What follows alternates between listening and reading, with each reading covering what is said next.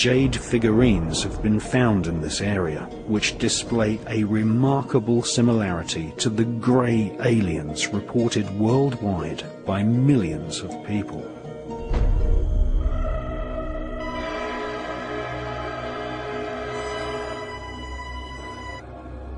The small skeletons with alien-shaped skulls were discovered in 1938.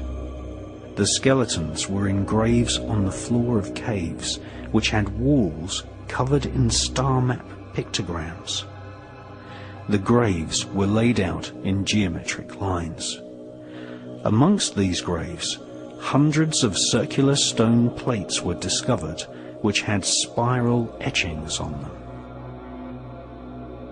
Each stone disc was approximately 9 inches in diameter and had a fine groove spiraling out from the center to the rim, making each disc look like a prehistoric version of a modern vinyl record. In all, 716 stone plates were found. These became known as the Dropa stones. In 1962, Professor Sum Nui at the Academy for Prehistoric Research in Peking translated the engravings on the Dropa stones. The history of local tribes were inscribed on the Dropa stones, which claimed that 12,000 years ago, aliens crash-landed in the Bayan mountain range. This was apparently one of the least successful alien invasions, as, according to the Dropa stone legend, the aliens were killed by local villagers because of their non-human appearance.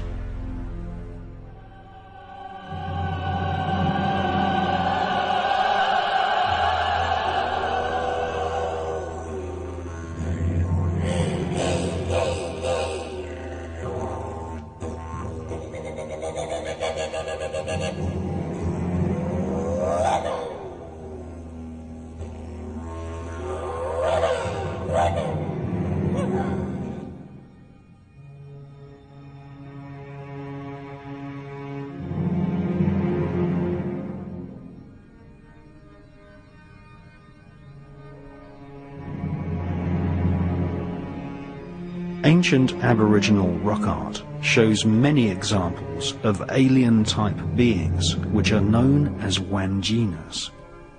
Every year, Aboriginal tribespeople travel to remote parts of Western Australia and repaint the outline of the Wanjinas, who are known as the creator spirits of the Aborigines.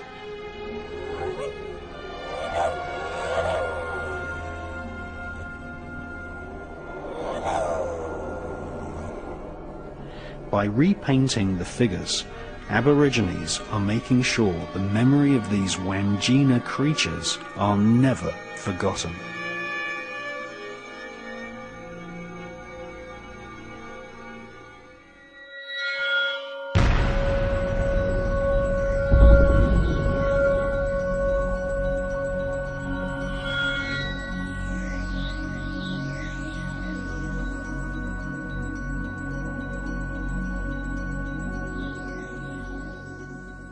Well, I had some copies made of some of the most important pieces of rock art from around the world, and this is a copy of a piece of rock art that was discovered by a chap called Joseph Bradshaw in the 1800s. And the Bradshaw Foundation has done really excellent work in finding, collating and protecting a lot of the rock art in Western Australia. And this piece of rock art has been reproduced in several books, most recently a book by Terry Wilson called The Secret History of Crop Circles. And this is a kind of facsimile copy. It makes it obviously a lot easier to look at the different elements when it's been copied into a painting like this. I suppose the most striking feature is this, what can only be described as a spaceman. It's obviously got, you know, some kind of space helmet thing there. There's some kind of some kind of bulbous point on his head. And then he seems to be looking in the direction of this kind of aeriform shape that seems to be floating in the air. Now, in the centre, you have a shape there that could easily be interpreted as a flying saucer. There's also these round spherical shapes. These are often found, actually, these round spherical motifs are often found in relationship to other motifs that can easily be interpreted as flying saucers. There seems to be some kind of wave pattern there. Obviously that could be, you know, birds in the distance, but it seems to me that sort of suggests some kind of wave energy. And fleeing from the spaceman and this aeriform and these spheres and this UFO are wallabies or kangaroos.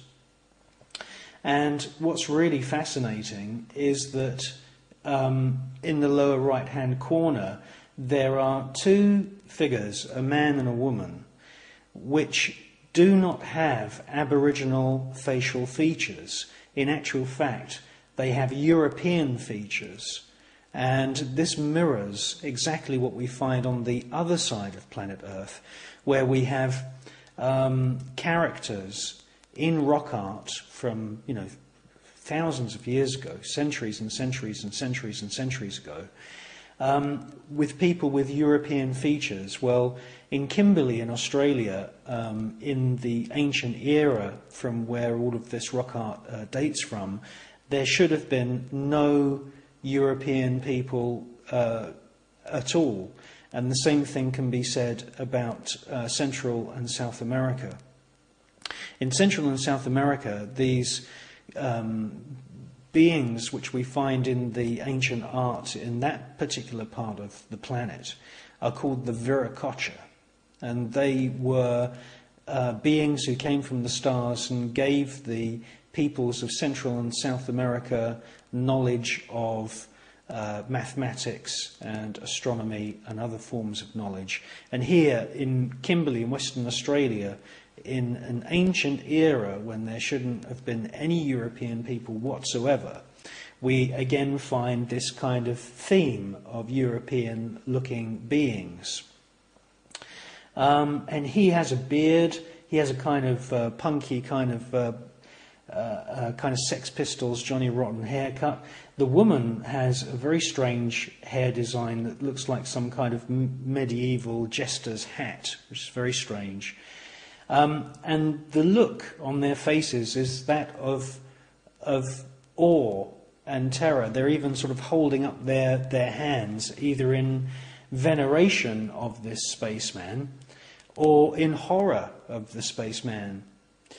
Now, what's really fascinating is that on the ground, below the flying saucer and the spheres, you have a spiral pattern which is quite reminiscent of the spiral groove workings which we find in Ireland and Scotland on lots of the monoliths there.